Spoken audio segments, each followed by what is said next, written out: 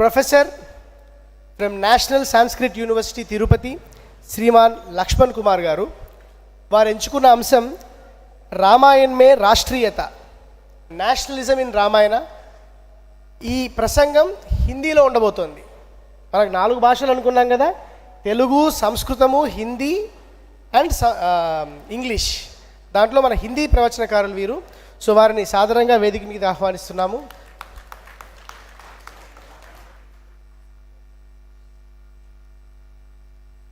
అయ్యా సభవారు క్షమించాలి, నేను మళ్ళీ ప్రభాత సేవకి 5వ గంటకి ఆకాశవాణి కేంద్రంలో ఉండాలి కాబట్టి మీ అందరూ మీ కర్తాళధ్వానాలతో అమ్మయ్య వెళుతున్నాడు అని అనుమతిస్తే బయలుదేరుతాను.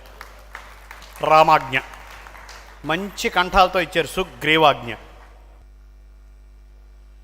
जय श्री राम. आपदाम अपहर्तारम दातारम सर्वसंपदाम लोकाभिरामम श्रीरामम भूयो भूयो नमाम्यहम्. श्री राम नारायण संस्था विजयनगर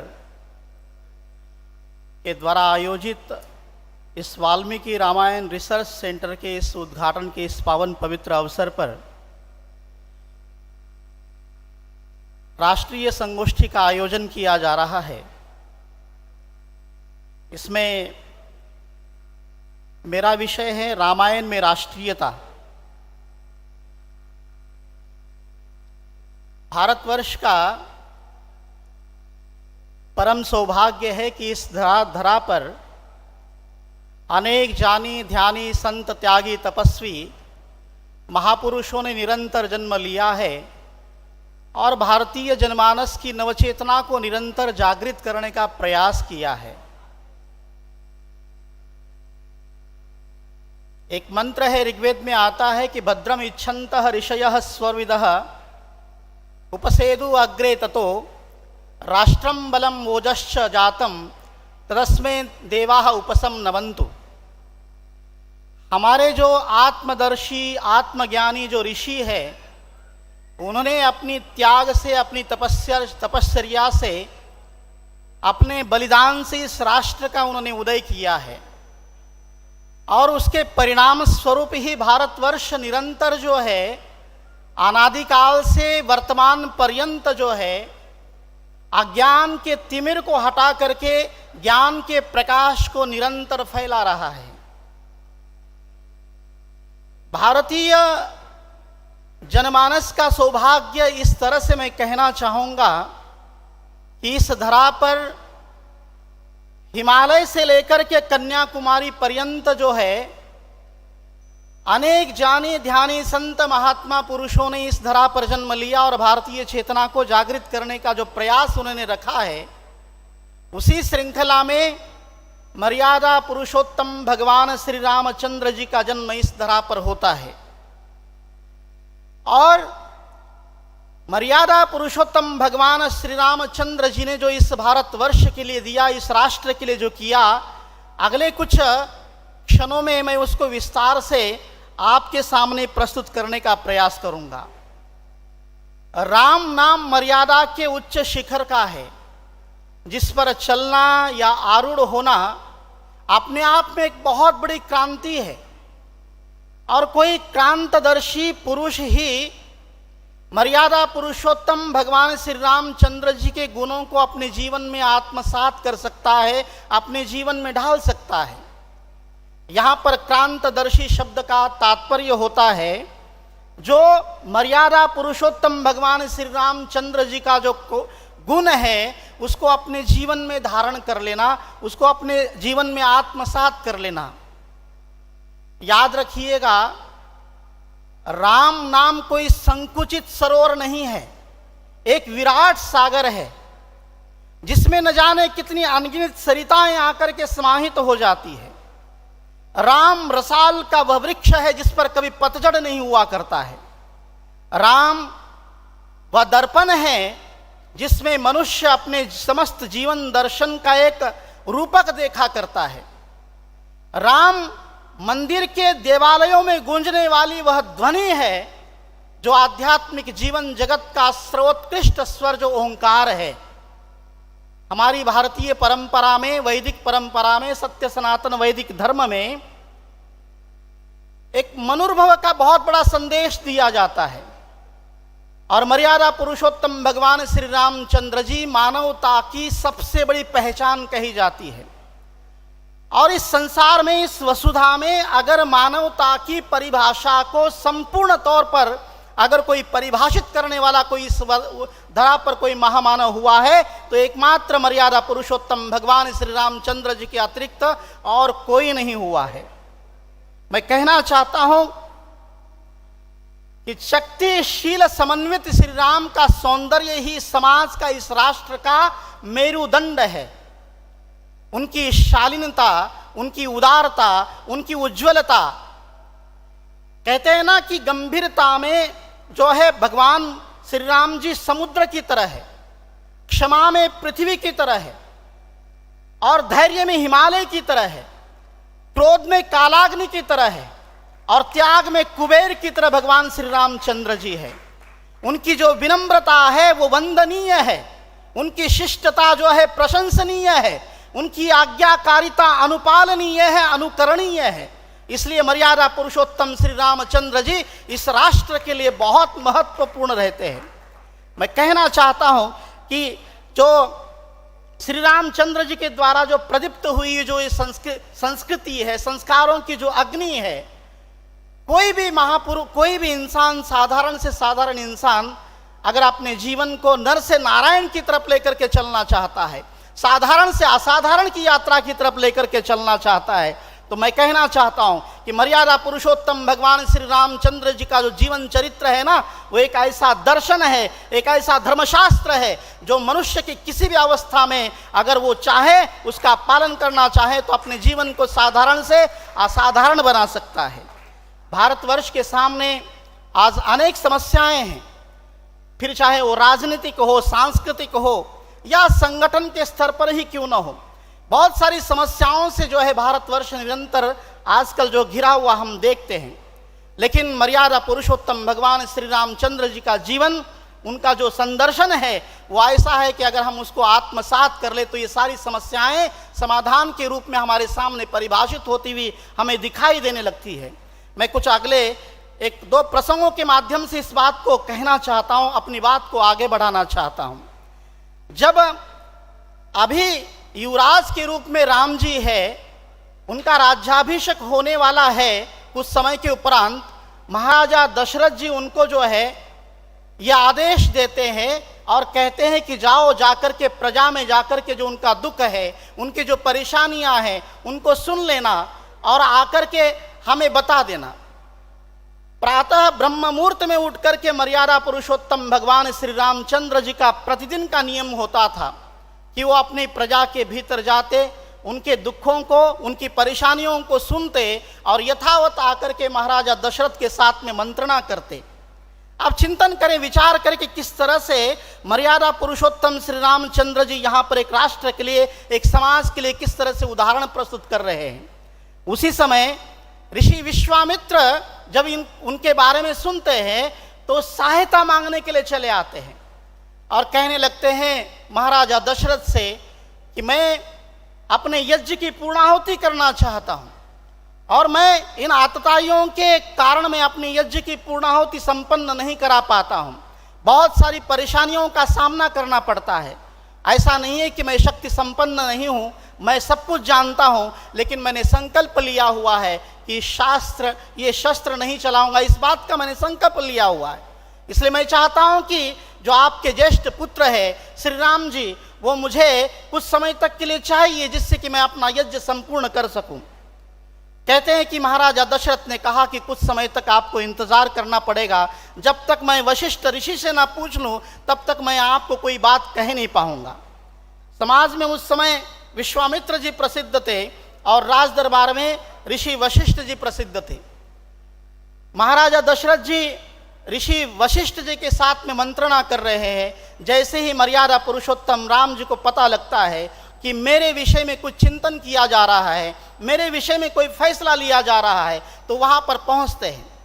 ऋषि वशिष्ठ कहने लगे हैं महाराजा दशरथ जी से कि न जाने वहां पर कितने वर्ष लगने वाले हैं और कुछ समय के उपरांत तो राम जी को राज्याभिषेक के द्वारा इस राज्य को संभालना है, इस राज्य को आगे ले जाना है, न जाने कितने वर्ष लगने वाले हैं, इसलिए इनको भेजा न जाए, इनके स्थान पर सेना भेज दी जाए, हमारी जो चतुरंगिनी सेना है उसको भेज दिया जाए तो सारे आतताइयों को समाप्त करके आ जाएंगे। राम जी कहने लगे कि नहीं, प्रजा के लिए मैं जब जाता हूँ वहाँ की समस्याओं को सुनने के लिए, तो मैं प्रयासपूर्वक और प्रयत्न पूर्वक समझने की चेष्टा करता हूँ। इस अवसर को मैं जाने नहीं देना चाहता हूँ। अगर मैं समाज के भीतर उतर जाऊँगा, जन सामान्य के पास में जाऊँगा, उनके स्तर पर जाकर के काम करना शुरू कर दूंगा, तो मैं समझ जाऊँगा कि उनका दुख क्या है, उनकी पीड़ाएँ क्या है, उनका संताप क्या है, इस बात को मैं समझ पाऊँगा। इसलिए मैं इस अवसर को अपने हाथ से नहीं जाने देना चाहता हूँ। और कहते हैं कि भगवान श्री राम जी ने उस अवसर को जो है तुरंत स्वीकार कर लिया और ऋषि विश्वामित्र जी के साथ में वो निकल पड़े। जहाँ भी जाते आतताइयों को समाप्त करते हुए चलते और वहाँ के जो अच्छे लोग हैं उनको वो तैयार करते, उनको संस्कार देते, उनको प्रशिक्षित करते, उनको अपने समाज के लिए, अपने राष्ट्र के लिए तैयार करते। आज आंध्र प्रदेश में ऐसी बहुत सारी जगह है, एक गौंड जाति है, मध्य प्रदेश में एक, और कर्नाटक के कुछ भाग में, उत्तर प्रदेश के कुछ भाग में भील और ये कोल जातियां हैं, गौंड जातियां हैं। ये सारी की सारी जातियां उस समय आदिवासी के तौर पर, जनजाति के तौर पर जंगलों में रहा करती थी और ये आतताइयों से बहुत ज़्यादा पीड़ित थी। मर्यादा पुरुषोत्तम श्री रामचंद्र जी ने वहाँ पर युद्ध किया और राक्षसों का वध किया और उन्हीं के हाथों में ये सत्ता सौंपने लगे। और मुझे कहने में बड़ा गर्व होता है, इस दुनिया का, इस वसुधा का सबसे पहला प्रजातंत्र और गणतंत्र अगर किसी ने स्थापित किया है तो मर्यादा पुरुषोत्तम भगवान श्री रामचंद्र जी ने किया है। जहाँ भी जाते वहाँ के लोगों को, आतताइयों को समाप्त करते और वहाँ के लोगों को तैयार करते और उन्हीं को राज्य दे करके चले आते। आप देखिए, अयोध्या से जब 14 वर्षों का उनको वनवास हुआ, अयोध्या से जब उन्होंने अपनी यात्रा आरंभ की और श्रीलंका पर्यंत, लंका पर्यंत चले गए, जहाँ जहाँ भी गए, फिर चाहे वो निषाद राज ही क्यों ना हो, उनके साथ भी उन्होंने अपनी मित्रता स्थापित कर ली। उसके बाद माता शबरी के झूठे बेर खाए और सुग्रीव के साथ भी मित्रता की, वानरों के साथ भी मित्रता की। तात्पर्य यह है कि मर्यादा पुरुषोत्तम भगवान श्री रामचंद्र जी के पग जहाँ जहाँ पहुँचे वहाँ समता और समत्व का जो भाव उन्होंने पैदा किया अपने राष्ट्र के प्रति, वो दर्शनीय है, वो अनुकरणीय है। मानो वेद का वो मंत्र मुझे स्मरण हो आ रहा है, सम गच्छध्वम सम वदध्वम संभो मनांसि जानताम देवा भागम यथा पूर्वे संजाना नाम उपासते। ऐसे मर्यादा पुरुषोत्तम भगवान श्री रामचंद्र जी का ये जो जीवन है हमारे लिए बहुत बड़ा अनुकरणीय है। पिता की आज्ञा का पालन करना हो या परस्पर जो पारिवारिक प्रेम हो या आदर्श भ्राता हो, प्रत्येक स्तर पर मर्यादा पुरुषोत्तम श्री रामचंद्र जी ने आदर्श स्थापित करने का प्रयास किया है। आप देखेंगे कि जिस समय उनको वन गमन के लिए कहा गया, वो निकलने के लिए तैयार हुए, तो माता कौशल्या ने उनको रोकने का प्रयास किया। कहने लगी माता कि रुक जाओ। इस पर मर्यादा पुरुषोत्तम भगवान श्री राम जी उस समय कहते हैं कि पिता, पुरुष और पति की आज्ञा का कदापि उल्लंघन नहीं करना चाहिए। अनुव्रतः पिता पुत्रो मात्रा भवतु सम्मनाः जाया पत्ते मधुमतिम वाचम वदतु शांतिवाम। कहने का तात्पर्य है कि पिता की आज्ञा का कदापि उल्लंघन नहीं करना चाहिए, एक पुत्र को पिता के अनुसार होना चाहिए। इस भाव को उन्होंने वहाँ पर स्थापित किया। जब चित्रकूट में उनका वास चल रहा था, जैसे ही भरत जी को पता लगा कि प्रभु श्री राम जी चित्रकूट में आकर के पधारे हुए हैं, अपनी समस्त सेनाओं को साथ में लेकर के, सेनापतियों को साथ में लेकर के, अपनी तीनों माताओं को साथ में लेकर के, और यहाँ तक कहा जाता है कि जानकी जी की जो पिताजी है उनको भी साथ में लेकर के मनाने के लिए भरत जी जो है उनके खड़ाओं को अपने सर में रख करके, सर पर रख करके निकल पड़े चित्रकूट की तरफ। लक्ष्मण जो है एक वृक्ष पर चढ़ करके देख रहे हैं, घोड़ों की ताप से जो धूल उड़ रही है उसको देख रहे हैं, और उन्हें देखा कि सामने से भरत आ रहा है। शांत चित्त बैठे हुए वृक्ष के नीचे प्रभु श्री राम जी से भरत जी कहने लगते हैं कि सामने से भरत हम पर आक्रमण करने के लिए आ रहा है, हमें समाप्त करने के लिए आ रहा है, आप आदेश करिए, मैं अभी इस सेना को समाप्त करने के लिए तैयार हूँ। जैसे ही प्रभु श्री राम जी ने ये वचन सुने तो उनका हृदय द्रवित हो उठा, वो व्याकुल हो उठे। छटपटाहट उनके भीतर जो रघुकुल की होती है वो दिखाई देने लगी कि एक भाई दूसरे भाई को समाप्त करने के लिए तैयार बैठा हुआ है। इस बात को लेकर के उनका हृदय द्रवित हो उठा और कहने लगे कि लक्ष्मण, तुम गलत सोच रहे हो, तुम्हारा चिंतन गलत है, क्योंकि तुम्हारे और मेरे वियोग में भरत वहां लौट यहां तक बनाने के लिए आ रहा है। वो दुखी है, वो परेशान है, वो हमको किसी न किसी तरह से मना करके वापस लेकर के जाना चाहता है, लेकिन लक्ष्मण मानने को तैयार नहीं है। इस पर भगवान श्री रामचंद्र जी के जो वचन है ना, उन्होंने बड़े सुंदर भाव में कहा कि मेरे अंदर वो ताकत है कि मैं चाहूं तो सागर से लेकर के पृथ्वी पर्यंत का सारा पृथ्वी जो है जीत सकता हूं बड़ी आसानी से, और तुम भाइयों के लिए मैं धर्म अर्थ काम और ये सारा का सारा राज्य कल्याण के लिए बांट सकता हूं। मुझे कुछ नहीं चाहिए, लेकिन अधर्म के रूप में अगर इंद्र का सिंहासन भी मुझे प्राप्त हो जाए तो मुझे स्वीकार करने कतई स्वीकार नहीं है। जब ये बात कही तो लक्ष्मण तुरंत नीचे उतर आए और प्रभु श्री राम जी के चरणों में बैठ गए। कहने का तात्पर्य है कि जहाँ त्याग की भावना आती है, बलिदान की भावना आती है, तो आप देखिएगा कि प्रभु श्री रामचंद्र जी का जीवन अपने राष्ट्र के प्रति, अपने समाज के प्रति किस तरह से किस हिसाब से वो त्याग करने के लिए तैयार होते हैं। एक बार तो कहते हैं ना कि स्नेहम दयाम च सौख्यम च यदि वा जानकीमपि आराधनाए लोकस्य मुंचतो नास्ति में व्यथा। कहने का तात्पर्य यह है कि समाज के लिए, राष्ट्र के लिए अगर मुझे जानकी को भी छोड़ना पड़ जाए, मेरी धर्मपत्नी सीता को भी, माता सीता को भी छोड़ना पड़ जाए, तो मैं तैयार रहूंगा। ये भगवान श्री रामचंद्र जी के अपने राष्ट्र के प्रति, अपने समाज के प्रति बहुत बड़े महत्वपूर्ण जो विचार है वो अनुकरणीय है। वाल्मीकि रामायण में आप जगह जगह देखेंगे, जब वाल्मीकि ऋषि जब मर्यादा पुरुषोत्तम भगवान श्री रामचंद्र जी के सर्वोत्कृष्ट गुणों का, सद्गुणों का जब वर्णन करने लगते हैं, तो वहां पर राष्ट्र का भी एक यथावत वर्णन चल रहा होता है। और जब राष्ट्र का वो वर्णन कर रहे होते सद्गुणों का, तो राम, मर्यादा पुरुषोत्तम राम जी का भी यथावत वर्णन चल रहा होता है। कहने का तात्पर्य है कि राम ही राष्ट्र है और राष्ट्र ही राम है। वशिष्ठ ऋषि ने कहा है कि जहां पर मर्यादा पुरुषोत्तम भगवान श्री रामचंद्र जी जिस राष्ट्र में नहीं होंगे वो राष्ट्र नहीं कहा जाएगा, लेकिन अगर वन में भी मर्यादा पुरुषोत्तम भगवान श्री रामचंद्र जी होंगे तो वो वन भी राष्ट्र कहलाएगा। ये वशिष्ठ ऋषि के बहुत महत्वपूर्ण वचन है। कहते हैं कि जब लंका को उन्होंने जीता तो लक्ष्मण कहने लगे कि भ्राता, कि हमने तो दुष्ट लोगों के शासनों को खत्म कर दिया है, अब ये इतनी स्वर्णमयी जो लंका है इस पर हमें राज करना चाहिए, अयोध्या क्यों लौट जाना चाहिए। उस समय जो भाव, उस समय जो शब्द जो मर्यादा पुरुषोत्तम भगवान श्री रामचंद्र जी ने कहे, वो भारतीय संस्कृति के इतिहास में स्वर्णिम अक्षरों में अंकित किए जाने योग्य है। वो कहते हैं कि भ्राता, कि अपि स्वर्णमयी लंका नमे लक्ष्मण रोचते जननी जन्मभूमिश्च स्वर्गादपि गरीयसी, कि मेरे लिए तो ये जन्मभूमि स्वर्ग से भी बढ़कर है। मानो वयम तुभ्यम बलिरितः श्यामः माता भूमि पुत्रो हम पृथिव्या, जैसे उदात्त और वैदिक परंपराओं के भावनाओं से मर्यादा पुरुषोत्तम भगवान श्री रामचंद्र जी का जो जीवन चरित्र है वो हमें देखने को मिलता है। रामायण के बारे में कहा जाता है कि रामायण को पढ़कर के क्या किया जा सकता है, क्या हो सकता है, लेकिन मैं कहना चाहता हूं कि रामायण इस पावन पुण्य धरा का वह पवित्र ग्रंथ है, वो कल्प वृक्ष है। जो भी इसकी विचारों को, इसके चिंतन को, इसकी क्रियाओं को अपने जीवन में स्थापित कर लेता है, उसका जीवन गंगा की तरह पावन हो जाता है। और वास्तव में न केवल अगर राम के नाम मात्र से अगर मुक्ति प्राप्त हो जाती है, लेकिन रामायण के पाठ करने से एकाग्रचित्त होकर के अगर पाठ किया जाए तो कहा जाता है कि जन्म और मरण के बंधन से इंसान छूट जाता है, नर से नारायण की यात्रा की तरफ निकल पड़ता है, उसका जीवन साधारण से असाधारण की तरफ चलने लग जाता है। ये रामायण की महत्ता है, ये रामायण की विशिष्टता है। कहते हैं कि ये जो रामायण रूपी सुगंध है ना, जिसने अपने जीवन में धारण कर लिया, उसका जीवन मनुष्य जो राममय बन जाता है, वो समत्व को प्राप्त हो जाता है।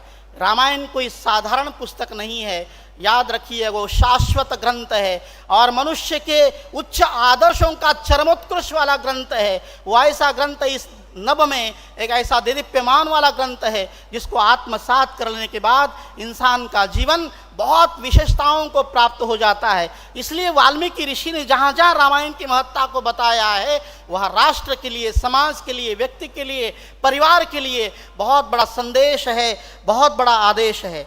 और मैं कभी कभी सोचता हूँ कि शायद यही कारण है कि भारतवर्ष में जितनी भी महान आत्माएं हुई है उनके अगर जीवन चरित्रों को अगर आप पढ़ ले, सुन ले, आप देखेंगे महात्मा गांधी जी ने भी कहीं ना कहीं उनका एक स्वप्न था कि भारतवर्ष में राम राज्य की स्थापना होनी चाहिए।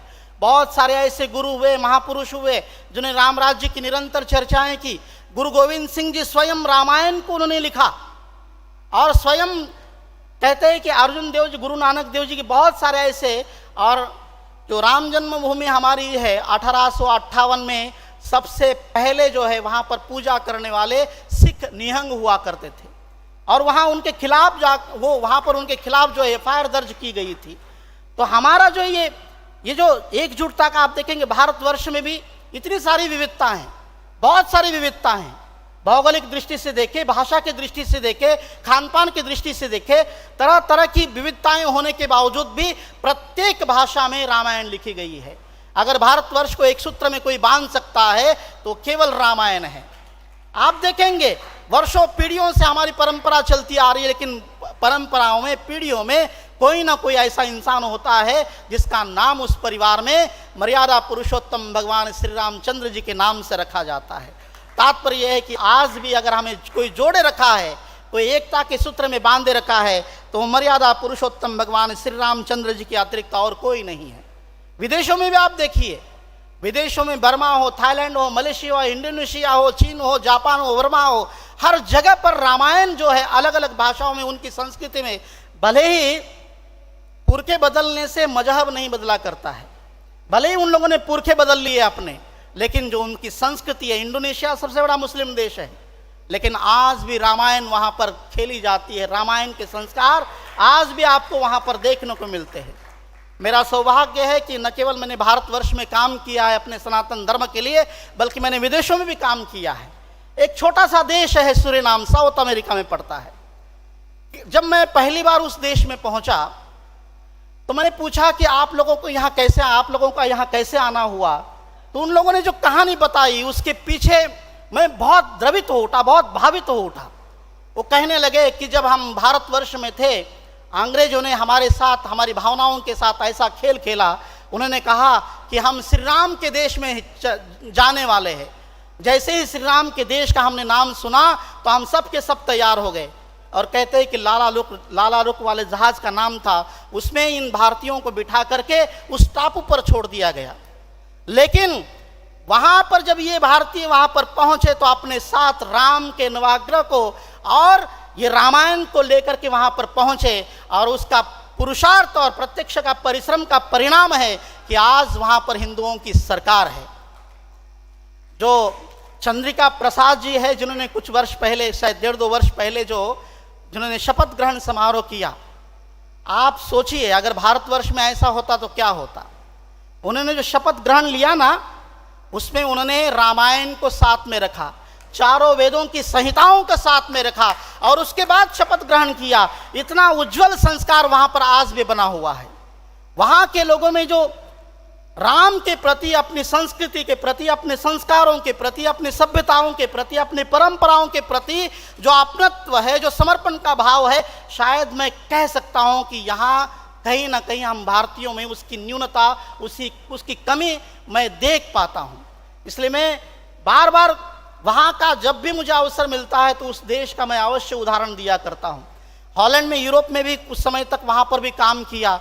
उस देश में भी इसी तरह से वहाँ के लोग पहुँचे हुए हैं और इसी प्रकार की परंपराएं जो वहाँ पर बनी हुई है। अपने सारे के सारे सनातन जो लोग हैं इकट्ठा होते हैं और इकट्ठा होकर के अपने संस्कारों का, अपनी सभ्यताओं का उत्सव मनाते हैं। जब भी पर्व त्यौहार आते हैं एकत्रित होते हैं, चिंतन करते हैं, मनन करते हैं, आने वाली जनरेशन को आगे बढ़ाने के लिए संस्कार दिए जाते हैं। ये है राम की मर्यादा पुरुषोत्तम भगवान श्री रामचंद्र जी के संस्कार और उनके प्रचिन्हों पर चलने वाली भारतीयता की पद्धति। कहना चाहता हूं कि राम जो है नवचेतना का एक गीत है, राम नवोत्थान का एक राग है, नव चेतना का एक संगीत है। और राम कोई धार्मिक पुरुष नहीं है, राम राष्ट्रीय पुरुष है। याद रखिएगा, राम धार्मिक पुरुष नहीं है, राम राष्ट्रीय पुरुष है। राष्ट्र के लिए राम उतने ही जरूरी है जितने के लिए शरीर के लिए प्राण जरूरी है। राम जप है, राम तप है, राम आन है, राम शान है, राम हमारा स्वाभिमान है, राम हमारे भारत की पहचान है, राम हमारे गौरव के अभिमान है, राम हमारे अंतर्मन के प्राण है, राम हमारी आस्था है, राम हमारे अरमान है। मेरा पूरा भारत धर्मस्थान है, मेरा पूरा हिंदुस्तान राम है। अंत में एक बात कहना चाहूंगा कि राम भारत की आस्था है, राम भारत का आधार है, राम भारत का विचार है, राम भारत का विधान है, राम भारत की चेतना है, राम भारत का चिंतन है, राम प्रवाह है, राम प्रभात है, राम विभू है, राम नेति भी है, राम नित्यता भी है, राम निरंतरता भी है। राम विभू है, राम विशद है, राम व्यापक है, राम विश्व है, राम विश्वात्मा है। बोलो मर्यादा पुरुषोत्तम भगवान श्री रामचंद्र की। इस पावन मंच पर आप सभी ने मुझे सुना बड़े ध्यान से, और आयोजन समिति ने मुझे इस पवित्र मंच से मर्यादा पुरुषोत्तम भगवान श्री रामचंद्र जी के विषय में बोलने का अवसर दिया। आप सभी का हृदयपूर्वक राम भक्तों को मैं अपने हृदय से धन्यवाद देता हूँ। Om Shanti.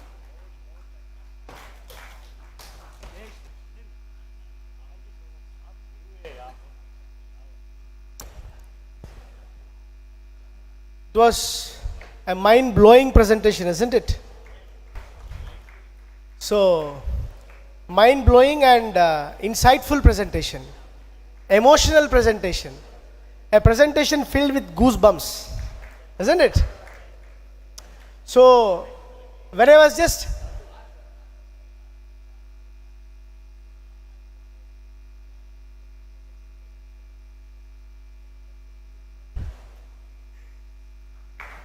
when I read his name, Professor Lakshman Kumar, I did not feel the name, but now it appeared as if Lakshmana has come and spoke for Rama. So it appeared Lakshmana came and spoke what actually Rama is. So this is the one of the best presentations we had so far, and we are really fortunate to have you, sir. Unfortunately, I could not applaud you in Hindi. My Hindi is very, very bad. If I speak in Hindi, you will take a Ramabana and you will immediately send me out. So sorry for that. But thank you very much for coming all the way and giving this presentation. Thank you so much.